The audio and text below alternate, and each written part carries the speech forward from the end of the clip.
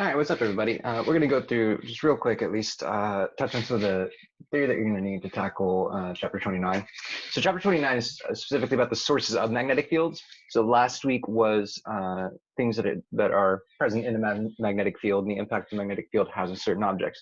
This week, we're going to look at the objects that actually create magnetic fields. And specifically, we're most talking about currents here. So a current is essentially a charged particle in motion, right?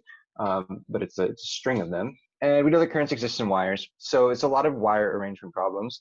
And before we jump into doing some problems, then let's sort of look at our conventions. So there are some right-hand rules here, but we really only need to be worried about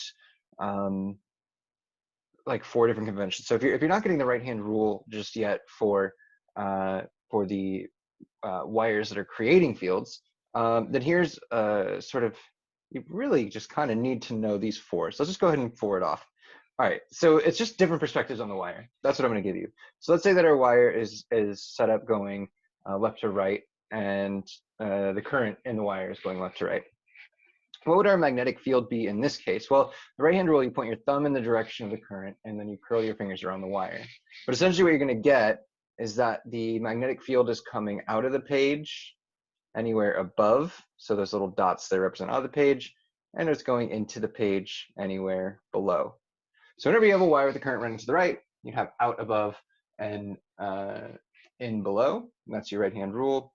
And if the direction was flipped, then the current would be flipped as well. So you could do, if the direction of the current were flipped like this, then the field convention would be flipped as well. You use your right-hand rule, and you get field coming out below and field going in above. All right. So, and you could rotate these, and you could have your current going, say, up or down. If you have current going upward, the right-hand rule would tell you that you'd have magnetic field. Let's see, just doing it in my head real quick. You'd have magnetic field coming out to the left and going into the right.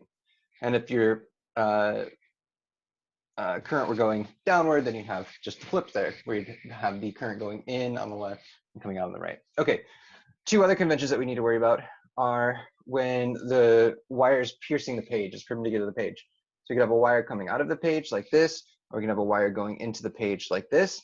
In this case, we're still going to do the same right-hand rule, but when we point our thumb in the direction of the current and then curl our fingers, when we curl our fingers, what we're going to get is actually a rotating magnetic field. So if we're out of the page, the direction of the magnetic field would be counterclockwise. If it helps to relate that back to torque, it's a positive torque, and then counterclockwise is positive. And our other image here is when we are into the page, and in that case, our magnetic field will be going clockwise. Okay, so this is our kind of convention, and I'll probably jump back to this as we speak, as we go through some problems. One other note that I want to make is that if you have a wire, even if it's not an infinite wire, but if you have like just a segment of wire with current, and they ask you about a point that is on the axis of the wire, so even if the wire doesn't extend over here, you'd have no magnetic field there. So anything that is on the same axis, if you were to draw a line out to infinity from the wire, if it hits your point, then you're not going to have a contribution of that piece. So some of these wire arrangement problems, you're going to notice that there are, line segments like that we tend to ignore. Okay, so let's take a look at kind of the first problem here. So problem number 1, you have semicircular arcs, and we have an equation for semicircular arcs, first of all, that you want to make sure that you know, and it is that the magnetic field is equal to mu naught I phi, mu naught I phi over 4 pi r.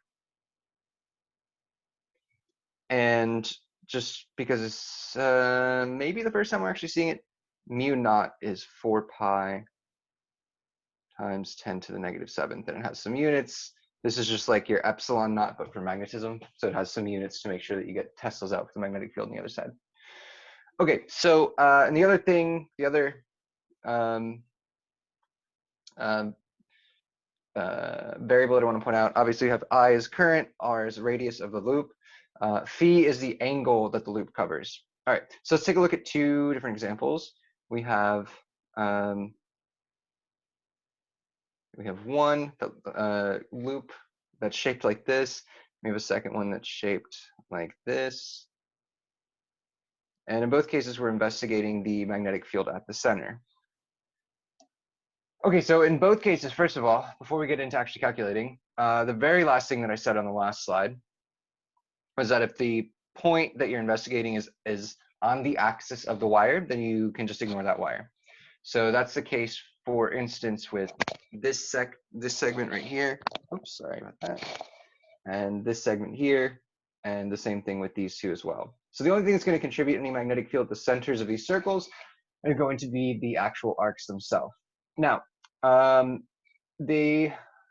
believe they don't even give us a direction for the current, but that's fine. We just need to know if we are adding or subtracting the magnetic fields. And the important thing here is to note the direction that the current would have to flow. So your current has to go in a circle, right? So if it's going to the left to the top, it would go through the right to the bottom. And the same thing will hold in our second image right here. And yeah, so the only like trick here is just to make sure that we get the sign convention correct. So for the first image there, we have we are investigating a point that is below this arc. So we are below a length of wire, and the way I've drawn the current is to the left. So that means that we are down in this region below the wire, running to the left.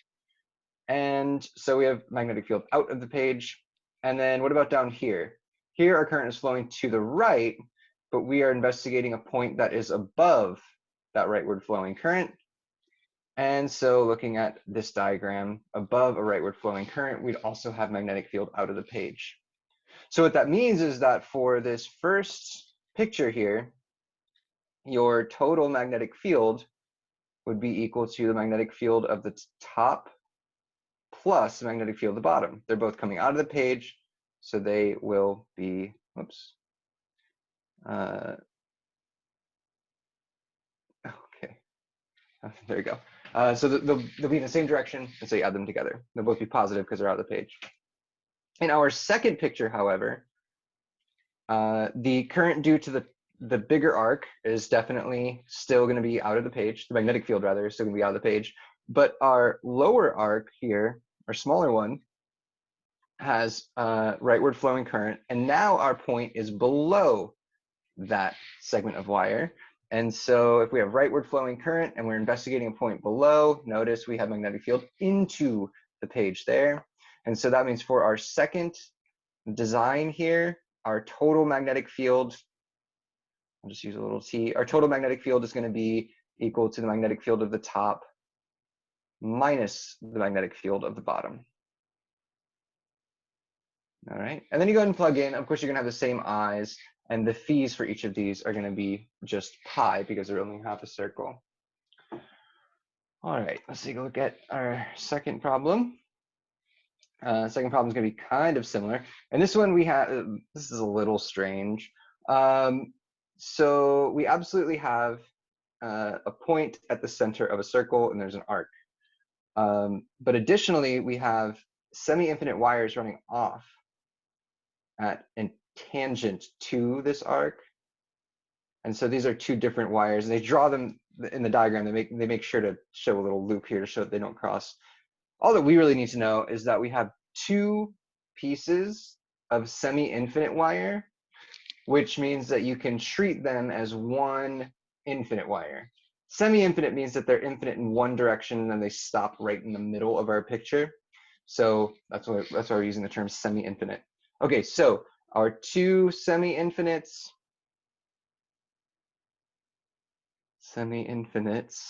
that's a little sloppy. Our two semi-infinites we're going to go ahead and treat as one infinite. And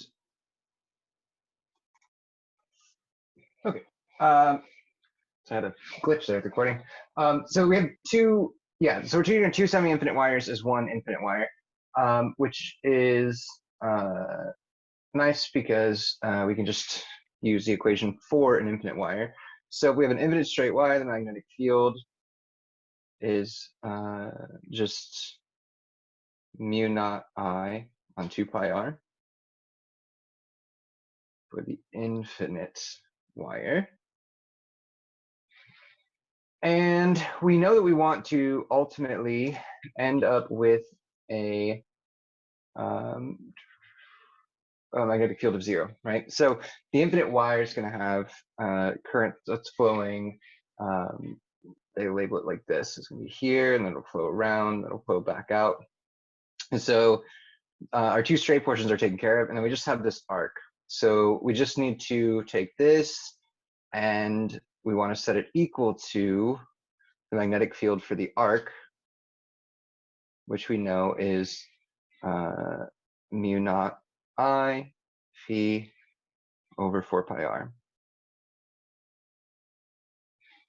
And so we'll just set these equal, and ultimately what we're solving for here is phi. And if they're equal and opposite, then they'll cancel out. All right. Next problem. In this problem, we're looking at a wire that's going into or out of the page. So we know that just as a reminder for our convention, if it's coming out of the page, the right-hand rule tells us that the magnetic field would circulate like this.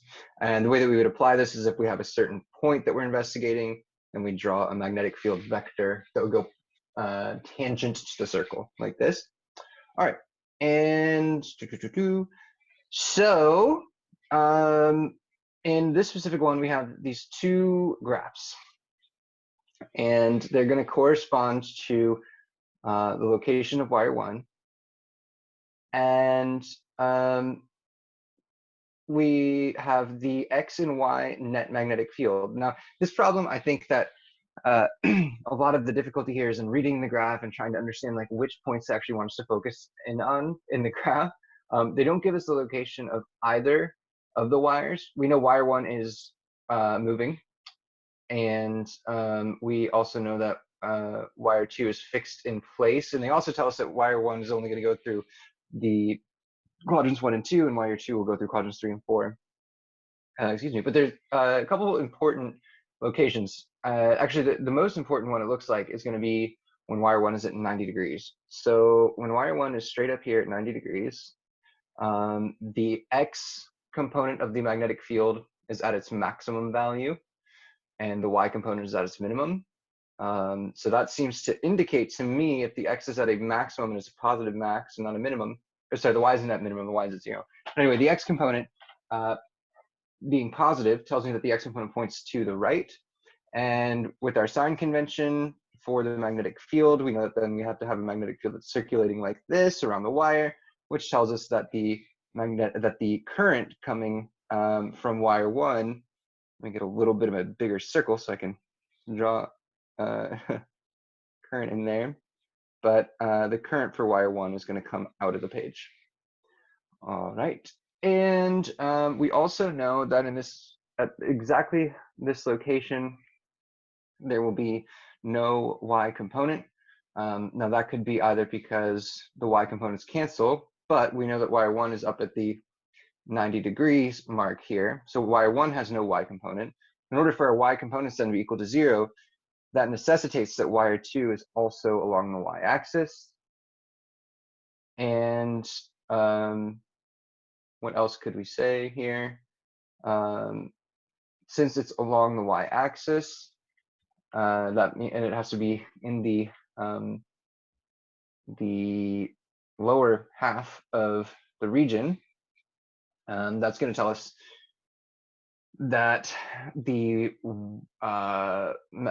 magnetic field from wire 2 is going to be entirely in the X direction. Why is that important? Well, we have a graph for the Y magnetic field, and we know that that would just be related to the combination of the two.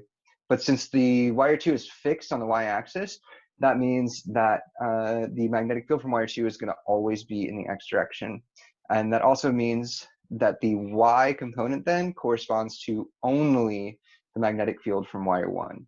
So reading that Y graph, what you have is you have something like this, and you have like a negative maximum and a positive maximum.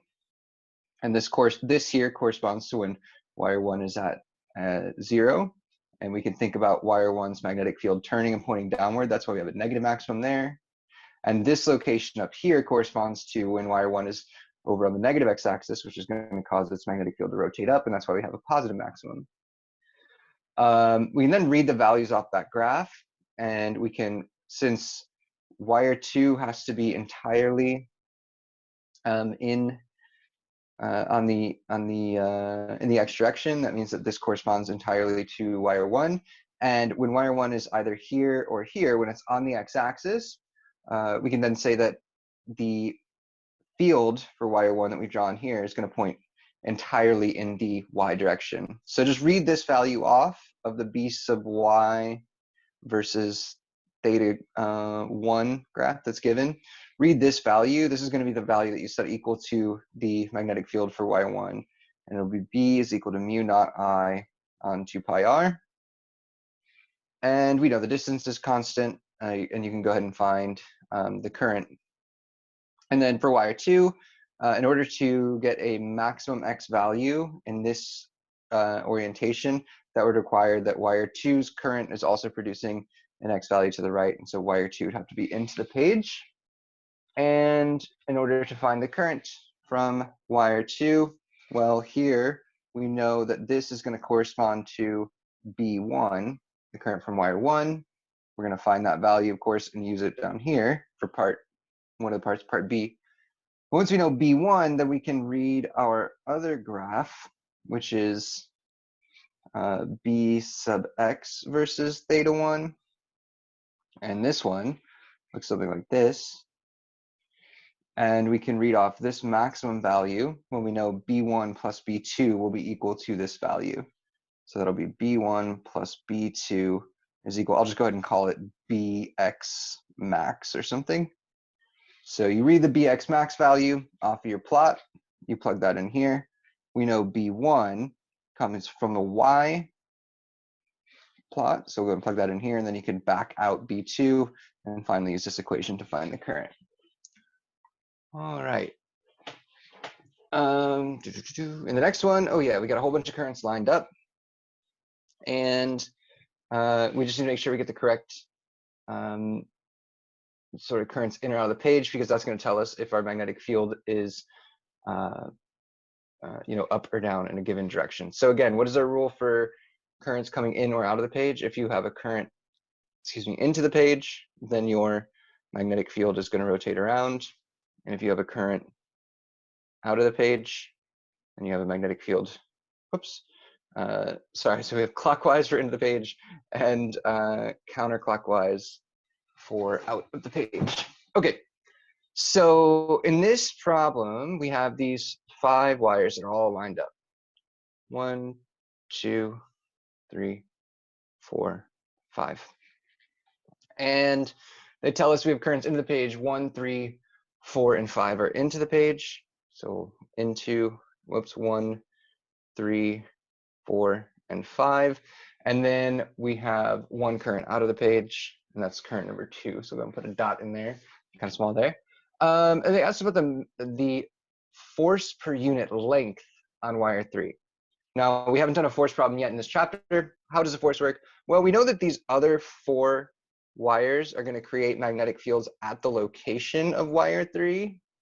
And so since they're creating magnetic fields there, and we have a current in a magnetic field, from last week's work, we know that a current in a magnetic field will experience a magnetic force. So we could do a second right-hand rule once we find the direction for the fields. But we just need to know, we could also just say find the net field. Okay, so I am going to need to draw a whole bunch of vectors located at the location of wire 3. And just a reminder, my names here are 1, 2, 4, and 5. All right, let's right-hand rule all of them. So wire 1 is into the page. This is our first option here. And we know that that means that the magnetic field will circulate clockwise. Since it's circulating clockwise, that means that if we trace it over to wire 3, clockwise would give us a downward magnetic field. So let's go ahead and call this B1. And then wire 2 is out of the page, so that's actually going to be a counterclockwise rotating magnetic field. Counterclockwise from 2 over to 3, counterclockwise will point directly upward. If we're looking for the tangent, that'll be B2.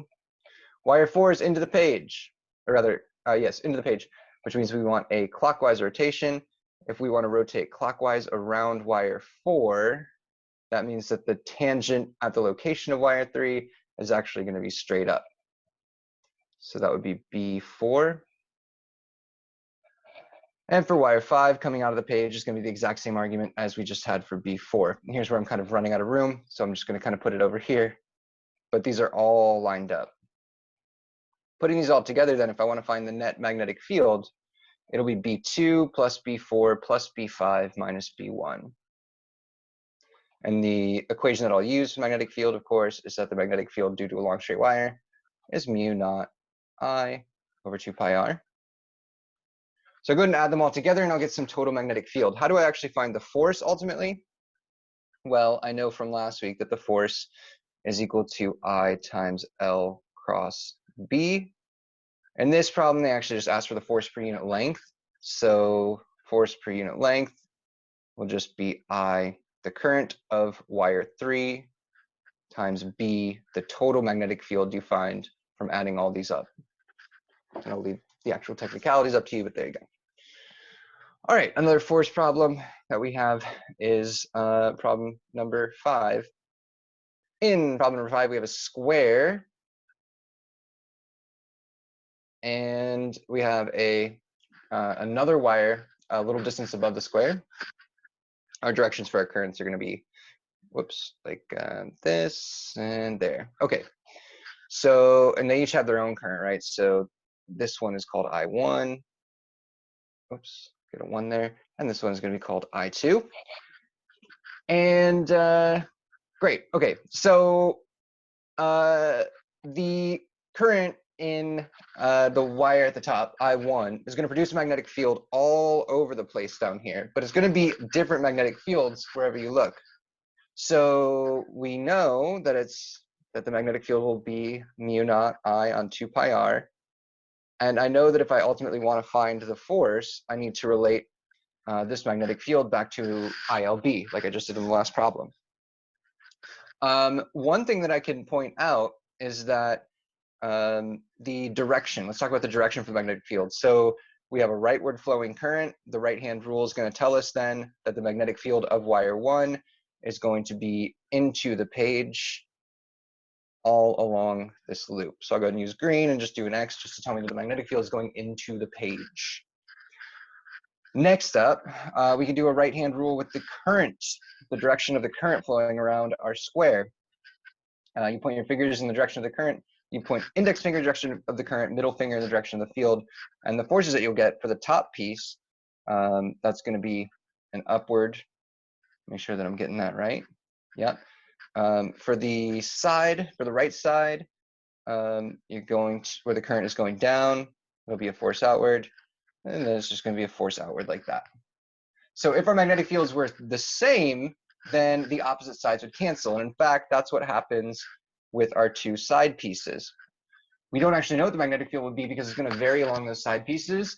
But since they are the same distance on each end from our long straight wire, they're going to cancel out. So the only magnetic fields we need to worry about is the magnetic field for the top piece and the magnetic field at the bottom piece. And each of them will give a force. So the only difference in this equation is going to be the R. This is a distance A, and then they say that this is a side length B. So the distance from this wire to this piece here is going to be, that A plus B. And so you'll do a magnetic field at the top wire, a magnetic field at the bottom wire, and then you'll do a force at the top wire and a force at the bottom wire, keeping in mind that that's going to be just ILB and then sine of phi, but that'll be sine of 90, which is 1. So make sure you do a force for each, and then keep in mind that they point in opposite directions. All right. The next problem here is little bit of a different one. We have a wire and we have a pipe, actually. The pipe is hollow through the center, and it's going to carry current sort of around its edge. And they give us a weird problem. I think we want, let's see, we have current going into the page, wire runs parallel at some distance. We want to find the magnitude and direction of the current in the wire so that the ratio of the, magnitude of the net magnetic field at point P to the magnitude at the center is some value, but in an opposite direction. Okay, so to turn that ratio into an equation, if they say your ratio is 2, I'd say that my P at the, my magnetic field at point P is equal to like -2 times the magnetic field at the center. That may not, the negative sign may not be the best way to go about that. What we know is at the center, since we're inside the pipe, we will only have magnetic field for the wire. So B at the center is going to be magnetic field just for the wire. And we'll just do mu naught I on 2 pi r, and then you have a distance. So we could actually calculate that right off the top. The flip side is, that's at the center, yeah. The flip side is what's going on with the magnetic field at point P. At point P, we'll have a contribution from the wire. We'll also have a contribution for the pipe. Make sure the distance that you're using measures from the center of the pipe. But we know that if we want to end up with a negative sign relative to the magnetic field at the center, then that means that the fields have to point in opposite directions. So to look at our diagram here, we can sort of do our right-hand rule backwards. Our pipe has current into the page. I'm not going to do all the X's, but there's our pipe. And then we don't know the direction for our wire, but we need to know that explicitly. Well, since the pipe is going into the page, a little bit of a right-hand rule, just treating it like a wire when you're doing right-hand rule. Since it's into the page, we should have clockwise rotation, which means that at our point P, the magnetic field due to the pipe will point to the right. Now I know ultimately that I need to flip relative to what it would be at the middle. That means that at the middle, my magnetic field must have pointed to the left, and then the pipe must have drawn it to the right. And so sort of right-hand ruling backwards here, tangential would be a counter, or rather a clockwise rotation as well, which means that our little wire up here would also have to be into the page. All right, and then we can see that at this location, it would be to the left. We'll just say that's B for the wire. And we also know that, by the way, the magnetic field for the wire is equal to the magnetic field at the center. And you can just sort of put all those together, and we'll sort of, again, leave it up to you, not do the whole thing for you.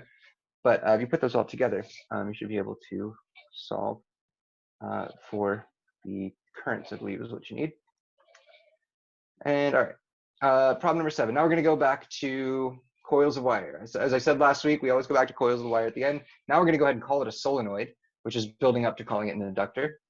And they tell us a turns per unit length, they give us a radius, and they put a current in it. And then a current is also sent through a straight conductor that's along the central axis of the solenoid. All right, so our solenoid is just a coil of wire, which we saw last week. And the direction for the magnetic field is actually going to be like constant. It'll always point axially like this through the solenoid. That's the magnetic field of the solenoid. And we have an equation. I believe it's going to be mu naught In. I just want to make sure that I have the right one. Yeah. So the magnetic field of a solenoid is mu naught In, little n, but little n is actually turns per unit length. So oftentimes they'll give you a turns per unit length like they do here. Make sure to convert that into meters, but that'll be your turns per unit length. They can be the whole thing. Sometimes they'll just give you a turns and a length. So I write the equation like this. All right, and so that magnetic field is going to point straight upwards. Now we're also going to take a wire and send the wire like this. And we know that the wire is going to produce a magnetic field that would be, that's going to like rotate around the wire, right? Like that. And so it's going to be at a certain angle. And in fact, it will be sort of at a perpendicular angle. These will be perpendicular. So you'll have the magnetic field for the solenoid and the magnetic field for the wire. And then they're just going to give you an angle. We know that the magnetic field for the wire, once again, is still mu naught I on 2 pi r. And we know we want them to be at a certain angle. And that will just correspond to, the angle. They want the angle off of the axis, I think.